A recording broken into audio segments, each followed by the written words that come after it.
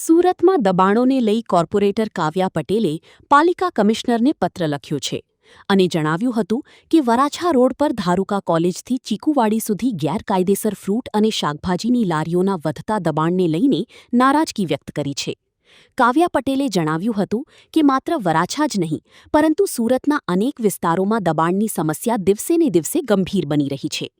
ગેરકાયદેસર દબાણોના કારણે રસ્તાઓ સાંકડા બની રહ્યા છે, જેના કારણે સતત ટ્રાફિક જામની સ્થિતિ સર્જાય છે.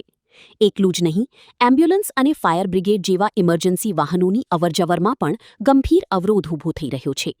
દરરોજ અંદાજે 10 લાખ લોકોની આ સમસ્યાનો સામનો કરવો પડે છે. કાવ્યા પટેલે પાલિકા કમિશનરને લખેલા પત્રમાં સમગ્ર વરાછા વિસ્તારમાં વિશેષ ઝુંબેશ ચલાવી તમામ ગેરકાયદેસર દબાણ દૂર કરવાની માંગ કરી છે. સાથે ટ્રાફિક પોલીસ અને ઝોન અધિકારીઓ સાથે સંકલન કરીને આ સમસ્યાનો કાયમી ઉકેલ લાવવાની રજૂઆત પણ કરી છે. ઘણા વખતથી આ રજૂઆત હતી અને અધિકારીઓ એવું કીધું હતું કે આપણે 8-10 દિવસની ઝુંબેશ ચલાવીએ, પણ ચલાવવા પાછળ એમણે એવું પણ કીધું હતું કે ચલાવીને કંઈ ફરક નથી પડતો, વળી પાછા થોડા દિવસ થાય એટલે બેસી રહે છે. એમનું બીજું કેવું એ પણ છે કે તમે લોકોને પણ માહિતગાર કરો કે જે રોડ ઉપર આવી રીતે દબાણ કરે છે એમના પાસેથી ફ્રૂટ કે શાકભાજી કે કોઈ પણ વસ્તુઓ ન લે. એટલે પછી આ વખતે અમે નક્કી કર્યું કે આ દર વખતે રજૂઆત કરવી એના કરતાં એક વખત લેખિતમાં આપીએ અને જે લોકોને પ્રોબ્લેમ છે એ લોકો પણ અમારા સંપર્કમાં જ છે. ઘણી બધી સોસાયટીઓના લોકો છે, ત્યાંથી અવર-જવર કરે એ લોકો છે. એમણે એવું કીધું હતું કે તમે પોતે આ રીતે કરો, અમે તમારી સાથે રહીશું.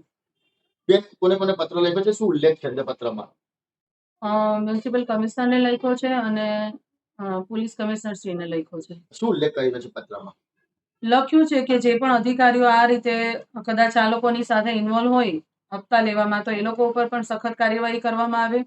વરાછાની પ્રજા છેલ્લા 10-15 વર્ષથી આ પ્રશ્નથી હેરાન થાય છે, તો બને એટલું જલ્દી આ પ્રશ્નમાંથી એ લોકોને મુક્તિ આપવામાં આવે. કઈ રીતે દબાણ કરે છે આ લોકો? બસ રોડ ઉપર લારીઓ ગલ્લાઓ મૂકે છે, આપણે પાથરણા પાથરીને બધું શાકભાજીને એ વેચે છે, બીજી અન્ય જીવન જરૂરિયાતની વસ્તુઓ વેચે છે. અમારું કેવું ફક્ત એટલું છે કે તમે કોકના ઘર પાસે કે જે મેઇન રોડ છે અવર જવર માટે, ત્યાંથી એમ્બ્યુલન્સ પણ ઇવન ન નીકળી શકે ને એ રીતની ત્યાં સાંજે 2 કલાક 3 કલાક ટ્રાફિક હોય છે. એટલે એ લેવલનો ટ્રાફિક ત્યાં જામ થાય છે. જો 7 દિવસની અંદર કાર્યવાહી નહીં થશે તો તમે કઈ રીતના કાર્યવાહી કરશો? 7 દિવસમાં જો કાર્યવાહી નહીં થાય તો અમે સ્વયંભૂ લોકોની સાથે જોડાઈ અને જે પણ જગ્યા એ લોકોને આપવામાં આવી છે ત્યાં બેસવા માટે સમજાવીશું અને ત્યાં જ એ લોકોને બેસવાનું છે ફરજિયાતપણે એ લોકોને કરાવીશું.